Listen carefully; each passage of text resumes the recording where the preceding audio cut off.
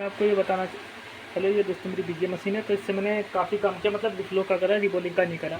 तो जो कोई भी भाई बीजी मशीन वगैरह लेना चाहता है तो मैं उसे बता देना चाहता हूँ कि जब हम बीजी मशीन लेते हैं तो हमें 3 चीज़ें याद रखनी है, 3 याद रखना। पहली, आईसी निकालनी। दूसरी, आईसी को रिवॉल्व करना।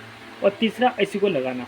इन तीनों में सबसे ज़्यादा जो टफेस्ट रहता है वो होता है आईसी को रिवॉल्व करना, क्योंकि निकल भी जाएगी आपको अगर एक बार अपनी बीजी मशीन का पता चल गया। जैसे मेरी वाली में 200 से 300 पर निकल जाता है इजीली।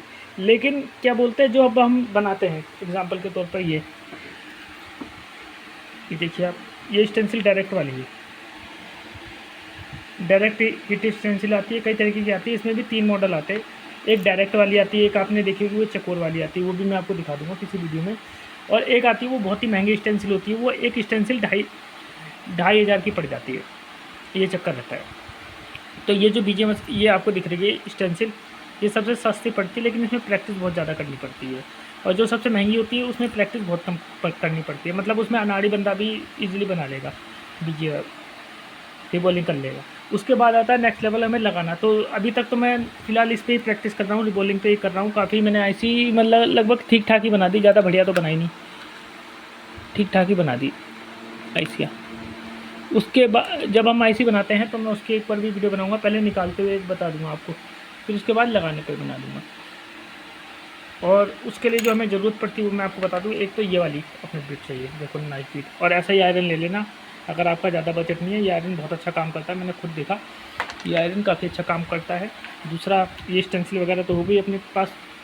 रिबॉलिंग भी मैंने इसमें, क्योंकि मैं पहली दफ़ा प्रैक्टिस कर रहा था तो मैंने बॉल्स ऐसे ही डाल दिए थे इसमें, ठीक है।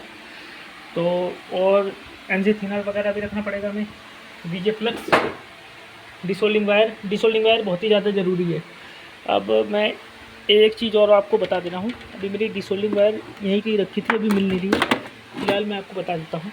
जैसे अगर आपने नॉर्मली नाइफ से करा तो ये जो हमारी बॉल्स हैं, अभी ये मेरा थोड़ा सा कैमरा से जो हमारी बॉल्स है वो मैं आपको मैनुअली बता दे रहा कि थोड़ी सी ऊपर रह जाती है, तो हमें इसमें जो है डिसोल्डिंग वायर का यूज़ करना पड़ता है सारी बॉलें साफ़ करने के लिए। जब हम इसे प्लेन कर देंगे फिर हम जब बॉलें बैठाएंगे तो बहुत ही अच्छी बैठती है बॉलें। और जैसे कई बार होता है कि हमने बॉलें बैठाई इसमें, दिखा रहा हूँ मैं आपको, तो सपोज आपकी 4-5 बॉलें नहीं लगी, सारी लगी, 3-4 नहीं लगी, तो हम उसे मैनुअली उससे सेट करके हीट मार करके उसे भी लगा सकते हैं। तो ये चीज़ रहती है कि आप सोचो कि हमने स्टेंसिल तो ले ली, लेकिन अगर हमारी एक आधी बॉलें नहीं रही तो, और सारी बॉलें अगर सपोज़ हल्की फुल्की हमारी बॉल टेढ़ी रहेगी तो हमने रिवॉल्व तो कर दिया, हम मशीन में भी लगा देंगे और हमारी आईसी बन जाएगी और चल भी जाएगी, लेकिन वो बाद में दिक्कत देगी।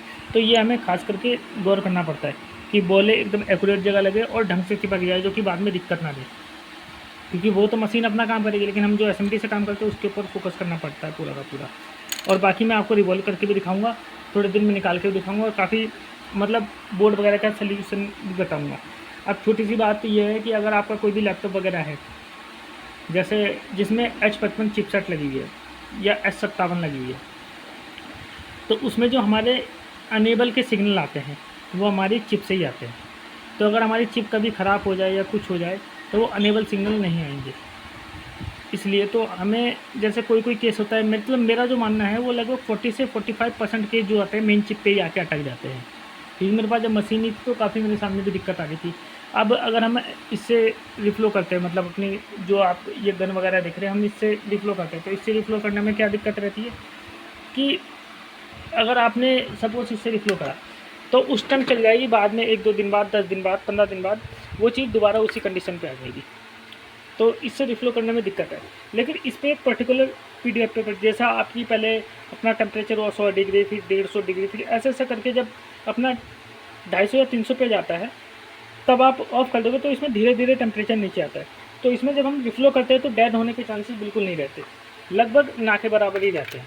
वो केस अलग है कि आपने बहुत ही ज़्यादा हीट कर दी, वो चिप जल गई, तो उस केस में चिप ख़राब हो जाती है, बाकी मैक्सिमम में काम बन जाता है।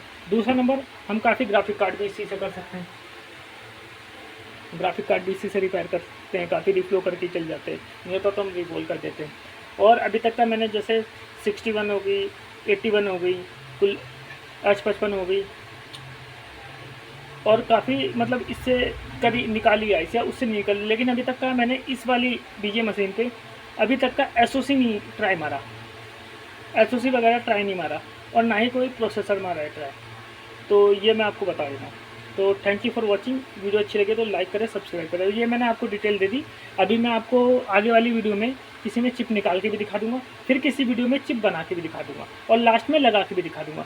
ये मैं 3 वीडियो के अंदर दिखाऊंगा। ये ज़रूरी नहीं कि आज आ रही है फिर कल आएगी, ये नहीं। आज ये वीडियो आ रही है, फिर 2-3 दिन बाद कोई दूसरी वीडियो आएगी, फिर उसके बाद जैसे 5-6 दिन बाद आ जाएगी, लेकिन आ जाएगी, क्योंकि मैं पहले रिबॉलिंग में खुद अपना हाथ सेट कर लूँ तब मैं आपको दिखाऊंगा। ये नहीं कि मैंने आपको चिप दिखा दी, चिप दिखाने के बाद आपको पता कैसे चलेगा कि चिप चली या नहीं चली, क्योंकि मैंने अधिकतर देखा कि हमने चिप बना दी, चिप बना तो दी है भाई, लगा के तो भी तो दिखाओ, तभी तो पता चलेगा चिप चलेगी या नहीं। तो thank you for watching. Video अच्छी लगे तो लाइक करें, सब्सक्राइब करें। ये इसकी निकाली थी मैंने, देख लीजिए।